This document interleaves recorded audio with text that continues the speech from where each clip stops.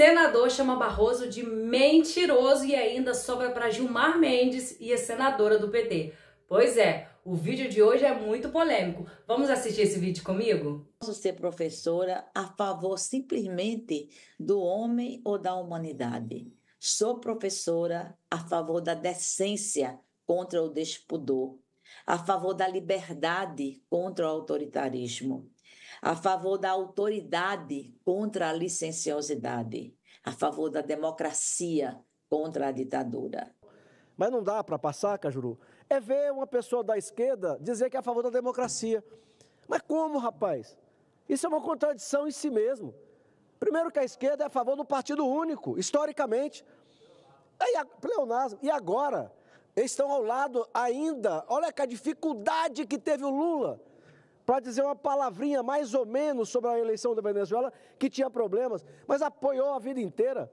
Todos os regimes autoritários, as ditaduras do mundo inteiro, né? E aí a turma do PT tem a cara de pau de falar que defende a democracia. O Supremo Tribunal Federal abusa, o Brasil já vive uma situação de ditadura, porque você já tem aqui presos políticos, você tem cerceamento de liberdade de opinião, quando você derruba a rede, quando você derruba perfil, é uma censura prévia, você já tem pessoas exiladas no Brasil, e a esquerda fica calada, porque ela acha que isso a beneficia, e aí o princípio, mais uma vez, é jogado às calendas. Fazer alguns comentários, atualizar a nossa cabeça a respeito da PEC 821, a proposta de emenda à Constituição que limita não apenas a existência, mas limita, sim, dramaticamente os efeitos das decisões monocráticas dos ministros do Supremo Tribunal Federal e das cortes, das altas cortes, valendo, portanto, para o judiciário brasileiro. Ela tem sido ultimamente objeto de uma confusão, senador Moro. Ela é colocada num tal de pacote anti-STF. Não há maior paspalhice do que essa. A PEC 821, como aliás disse certa feita o ministro Gilmar Mendes, é um morto que ressuscitou. Ela foi apresentada em 2019 e não foi aprovada por uma falha da mesa, que colocou em votação uma proposta de emenda constitucional que precisa ter 49 votos a favor, no mínimo, com 55 senadores votando. Isso não se faz. E já houve caso aqui em que se anulou a votação porque o quórum era baixo. No caso de indicação de autoridade, em que seja necessária maioria absoluta apenas 41 votos. Há registros aqui que a mesa, senador Messias, já invalidou votações porque percebeu que aquele quórum não era próprio. Na verdade, não foi porque percebeu que o quórum não era próprio. É porque tinha suspeita de derrota. Ou seja, uma aliança de que não era seguro para aquela circunstância. E nós não vamos evocar aqui o caso, até porque já houve um outro evento em que realmente foi rejeitado porque o quórum era baixo. Então, a mesa já tem uma jurisprudência até de cautela. Matéria que precisa de 49 votos, eu não vou botar em votação, tendo 54, senador Flávio, o senador Márcio Bittar. Então, ela não morreu, ela foi ocultada da sociedade em 2019 e voltou vigorosa pelos fatos. Em 2023, nós votamos aqui, neste plenário, e conseguimos 52 votos a favor contra 18. E a aprovamos. Com o mesmo objetivo. Qual é? Impedir que uma decisão de um ministro anule uma lei. E foram aventadas várias explicações. Não é preciso, isso é um assunto interno. Isso já foi resolvido pelo Supremo através de uma resolução de número 58, em dezembro de 2022. Mentira. Vou repetir, é mentira. A resolução 58 não resolveu isso. E a prova é o que aconteceu com a lei das estatais. A lei das estatais, senador Flávio, trouxe benefícios para a sociedade brasileira, exigiu uma seleção mais apurada para se escolherem os ocupantes dos cargos de dirigente das estatais. Ela foi sustada por uma decisão monocrática do hoje ministro da Justiça e da Segurança Pública, então ministro do Supremo Tribunal Federal, Ricardo Lewandowski. No dia 16 de março de 2023, uma canetada considerou inconstitucionais os artigos que exigiam esta seleção mais acurada. E ela vigorou até 9 de maio de 2024. Uma decisão monocrática. A resolução não serviu para sustar os efeitos. E, na semana passada, tivemos uma notícia do resultado disso.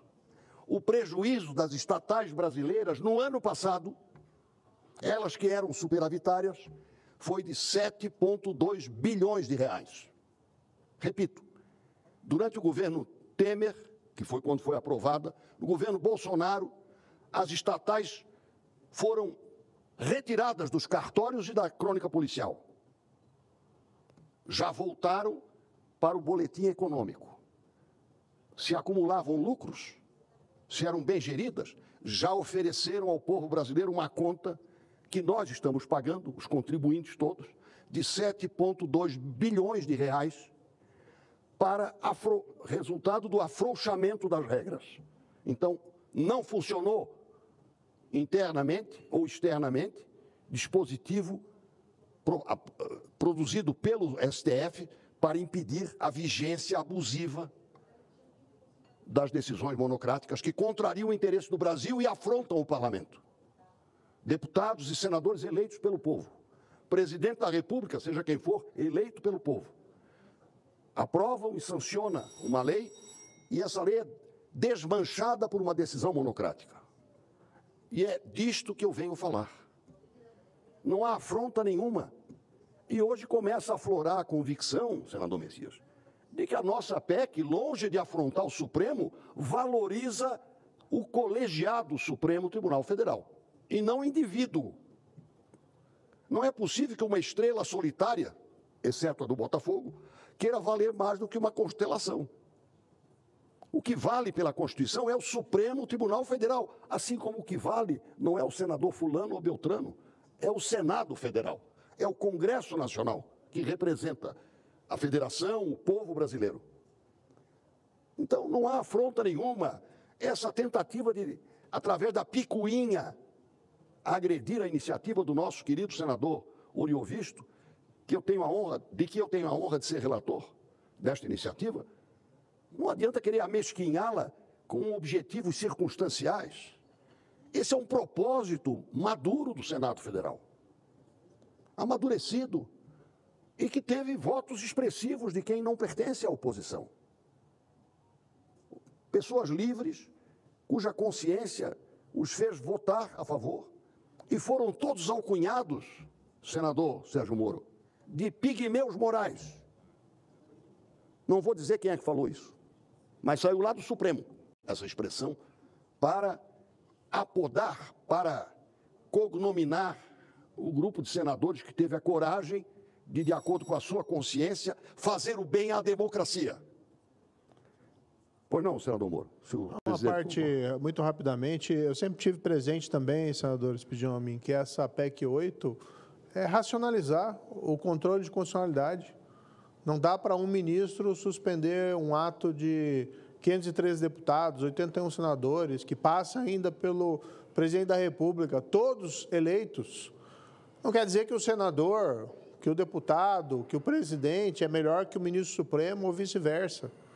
Mas nós estamos submetidos a eleições periódicas. E os ministros supremos não estão. E, no fundo, ali, é fortalecer o sentido de colegiado do Supremo Tribunal Federal. Então, fortalecer o plenário em detrimento de uma decisão individual que pode estar correta, mas pode estar errada. Nesse caso, por exemplo, da suspensão da lei estatais, estava absolutamente errada. E foi revista pelo plenário. Infelizmente, não. Os seus efeitos durante a vigência da liminar. Mas era uma liminar que desde o início se mostrava juridicamente falida. E agora nós vamos ficar submetidos, então, à tirania das decisões monocráticas. Então, assim, até se compreende o sentimento, né, de se tentar rotular para se evitar uma reforma, mas essa é uma reforma que fortalece a instituição do Supremo Tribunal Federal, que fortalece a instituição do controle judicial de constitucionalidade que foi criado e vem lá desde a Suprema Corte norte-americana, com Marbury versus Madison, de 1803, mas cabe a essa casa, ao Congresso, regular a utilização desse instrumento sem, evidentemente, esvaziá-lo. E esse projeto, essa PEC que eu votei a favor e votaria de novo a favor, está na Câmara, e esperamos que a Câmara dê a celeridade necessária para que seja votada e aprovada. Em nada representa uma guerra entre os poderes. Pelo contrário, inclusive, foi aqui votada e foi feito seu encaminhamento sobre a batuta, vamos dizer assim, do presidente senador Rodrigo Pacheco, que nada tem, né, que lhe possa ser atribuído a pecha de radical ou que querendo promover uma guerra contra o Supremo Tribunal Federal. Agora, nós ficamos realmente chateados quando, do outro lado, vozes que não compreendem o sentido dessa reforma da instituição buscam taxar os senadores de radicais ou de coisa pior. Aquela expressão ofensiva que Vossa Excelência utilizou não é a maneira apropriada de se referir a senadores da República. Obrigada, presidente. Obrigada, ministra, pelo comparecimento aqui. É muito importante que a gente trate sobre esse assunto, mas de início, infelizmente, é preciso falar a verdade. E o povo brasileiro, ministra, está vendo que a senhora é boa de discurso, mas ruim de prática. O povo brasileiro lhe acha incompetente para gerir as questões em relação aos problemas das queimadas no Brasil. E talvez a senhora devesse fazer igual fez em 2008, quando pediu demissão do governo do PT. Eu fiz requerimento de informação para a sua pasta e o que a gente viu é o mesmo que foi apresentado aqui. Sobra burocracia e falta efetividade. Vocês são bons de criar reuniões, burocracias, órgãos, mas para resolver o problema está provado que fica muito complicado e que o governo Lula precisa rever. Mas eu tenho outras questões aqui que é preciso trazer à baila, que são muito graves, que em meio à crise que nós estamos passando, foram enviados milhões para ONGs, né? E fiz um requerimento de informação, inclusive, a respeito disso, né? Para saber quais ONGs foram beneficiadas, quais os critérios o governo utilizou para escolher essas entidades. A senhora fala muito agora em ação humana e mudanças climáticas, mas a senhora era a primeira, a senhora pediu generosidade aqui, mas a senhora era a primeira a criticar o governo Bolsonaro e dizer que era culpa, sim, do governo. Então, parece que com a troca de governo veio também a troca de desculpas. Mas vamos a algumas questões. O presidente do ICMBio, ministra Marina, mencionou que ONGs têm influência direta nas escolhas e ações do Ministério do Meio Ambiente, inclusive no processo de seleção para cargos-chave, como o dele. Essa interferência inclui decisões estratégicas e operacionais, em especial aquelas relacionadas ao Fundo Amazônia, que conta com investimentos estrangeiros.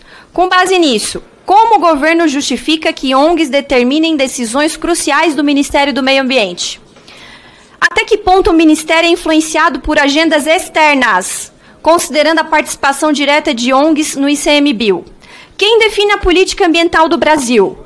O governo Lula ou os interesses das ONGs, ministras? Quem é o seu patrão? As ONGs e interesses estrangeiros ou o presidente Lula? Como o Ministério justifica direcionar 315 milhões para ONGs, superando o orçamento de órgãos essenciais como o IBAMA? Dado o valor destinado às ONGs, será que a política ambiental está mais comprometida com grupos privados do que com as instituições nacionais?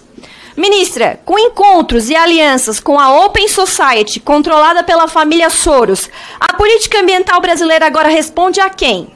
Aos interesses nacionais ou a esses bilionários filantropos que ditam o que podemos fazer com nossas próprias florestas? Se antes o discurso, ministra, era de soberania e independência, por que agora a prioridade do Ministério do Meio Ambiente parece ser agradar a ONGs e fundações estrangeiras e não lidar com o problema das queimadas? Quem realmente, deputada Marina Silva, manda na Amazônia? O governo Lula ou os financiadores internacionais? O Brasil virou o capacho verde dos bilionários do exterior? Ministra Marina, até onde o Ministério vai submeter os interesses do país para receber os aplausos e os cheques desses magnatas verdes? Verdes, entre aspas. Em resposta ao meu requerimento de informação, número 1997 de 2024, informações desencontradas entre o MMA e o ICMBio traduzem nossa percepção diante das respostas desencontradas deste governo, tendo em vista que o Ministério afirma que não houve contingenciamento, enquanto o ICMBio afirma que houve, por exemplo. Afinal, o Instituto Chico Mendes de Conservação da Biodiversidade, que a senhora conhece muito bem, sofreu uma redução de mais de 15 milhões em seu orçamento do ano de 2024. Agora ficam os questionamentos, ministra, que são muito importantes para o povo brasileiro. Repito, muito discurso e pouca efetividade. O deputado Nicolas trouxe aqui críticas, inclusive de pessoas do PT que falam isso, que para escrever teses acadêmicas a senhora deve ser excelente e ter muito talento, mas para gerir algo como o Ministério do Meio Ambiente, para combater as queimadas, ministra Marina, as cenas dos animais sofrendo com as queimadas cortam o coração do povo brasileiro. A senhora não se solidariza com isso? A senhora, que diz ser uma defensora do meio ambiente, não apresentou trabalho prático para combater essas queimadas, e não é acirramento político. Nós, de fato, queremos resolver esse problema. E repito, a senhora era a primeira a fazer acirramento político quando era para apontar o dedo para o governo Bolsonaro ou para o ministro Salles. E agora vem pedir generosidade. Vamos ser generosos, sim, com todos que estão sofrendo por conta da incompetência do seu governo, do governo Lula e do seu ministério. A senhora vem também colocando culpa nas agendas das mudanças climáticas e até mesmo alimentando narrativas que responsabilizam os produtores rurais, sendo que a senhora não levou o problema a sério desde o início. Segundo o INPE, de 1º de janeiro a 15 de outubro, foram detectados 228 mil focos de incêndio pelo satélite. Quais as provas que sustentam a sua argumentação para colocar este número nas costas dos produtores rurais? Era isso, presidente. São líderes. Eu acompanhei aqui todas as manifestações e eu confesso que eu gostaria muito, mas muito mesmo, que essas preocupações ambientais se refletissem na prática e que elas fizessem parte da vida e do cotidiano das pessoas que colocam com tanta veemência essas preocupações ambientais. Eu estou trabalhando na prática, agora é minha vez de falar. Eu sou ministra e eu digo para a senhora que eu agradeço a Deus, porque eu fico imaginando se o desmatamento continuasse aumentando em 50%, como não estaríamos? Se as equipes do ICMBio continuassem intimidadas, tendo que marcar ponto para conversar com jornalistas, como estaríamos? Se nós continuássemos numa situação em que o Ministério do Meio Ambiente viu ser desfeita a Secretaria de Mudança do Clima, viu separado o Fundo Amazônia, viu separado as políticas ambientais do governo. Eu fico imaginando como estaríamos. Em relação à questão de que eu pedi generosidade, eu não pedi generosidade. Não ponha palavras na minha boca. O que eu falei, para que tenhamos compromisso com a verdade, é que, indo para o Rio Grande do Sul, eu senti que, naquele contexto, deveria suscitar em nós muita generosidade. E que, quando eu fui perguntada o que eu achava de agora ver tudo aquilo que há mais de 40 anos eu venho dizendo e trabalhando para que não aconteça, está acontecendo o que eu diria. E eu disse, a primeira coisa é ser generosa, não ficar jogando na cara das pessoas, eu te disse. Foi isso que eu falei. E esse foi o vídeo de hoje do JV Notícias. Já se inscreva no canal, deixe o seu like, já tenha deixado o seu comentário. Compartilhe esse vídeo com muito mais amigos para que eles fiquem por dentro deste assunto.